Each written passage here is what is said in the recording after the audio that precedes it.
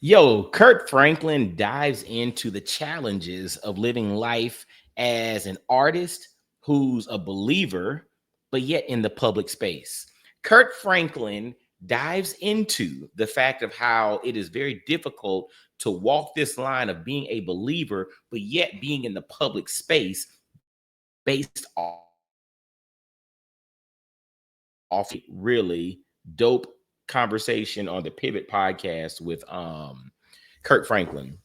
And when you listen to his breakdown and his perspective, it'll kind of give you an insight into, you know, to how people operate. You see celebrities on the surface, but you don't know how they move. But then there are a lot of things, especially as people of faith, that we perceive about individuals who are influential and also people of faith that might not be true. And some of that is culture. But I'm going to let Kirk Franklin give you this perspective here, and then I will jump back into some thoughts here. So y'all take a listen to Kirk Franklin from the Pivot podcast and his perspective. How difficult is it to balance what people expect from you as a public Christian figure with the actual imperfections of humanity? It can be very complex. It can be complex because I don't think that it serves our species well. I think that historically, when we continue to view men or women of faith in a space that is separate from ourselves, we continue to build iconoclasts. And I think that we continue to minimize the value of our own spiritual worth in the eyes of God. I can be on a plane. Listen. Hear what he said there.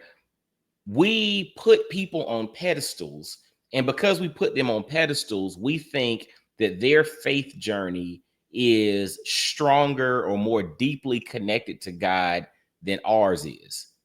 We put them on pedestals. We do that with celebrities. Your favorite gospel singer, you put them on a pedestal that they are closer to God than you are. We put even religious leaders on pedestals.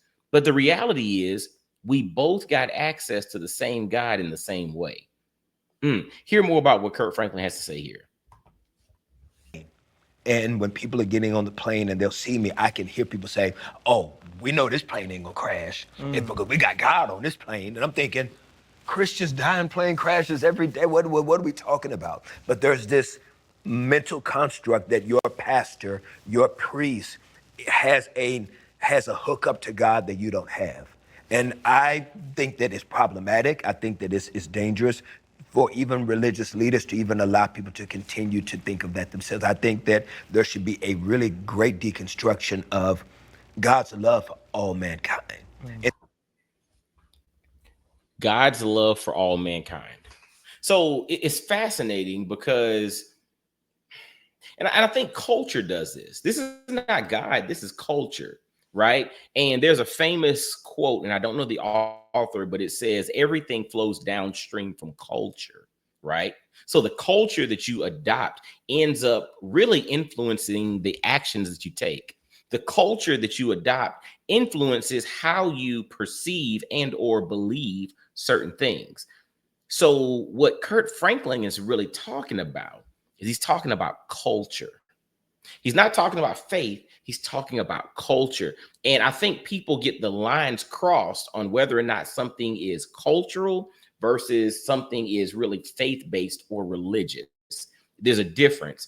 And what makes me really think about it through that lens, a few years ago, my wife and I, were fortunate to travel to Qatar, right? And when we landed in Qatar and we went downtown to one of the big souks, which is like their big market and all of that, we passed by the Islamic Welcome Center. So I was like, bet, we're in Qatar. Let's walk in here and see what's going on. So we went in there, and one of the guys came and brought us tea and sat down with us and was just kind of talking to us. And I had questions about, people that I knew that were Muslim in the United States, why they didn't wear the same stuff as the people who were Muslim but lived in the Arab states. And he gave me the distinct difference that what you see here is more Arab culture, not the religion of Islam. And it was fascinating, but it goes back to what I was talking about there's a difference between faith and culture. And me being a person of faith, a person that rocks with Jesus, a person that's a Christian, we have to make sure that we're leaning into faith and not necessarily culture when it comes to how we walk this thing out, right? And I think Kirk Franklin just really hit some really strong points, because a lot of times we don't realize that we're more influenced by culture than we are the faith that we proclaim. And I think that's a hard pill for some to swallow, but we have to really come to grips with that, because you can't get to the root of something and you can't fix something if you don't know what's broken, right? And so if you're having challenges, or you're putting people of religious prominence in high pedestals, or on pedestals, or holding them in very high esteem above where you are, that might be an indication that you're leaning more into culture than you are to faith.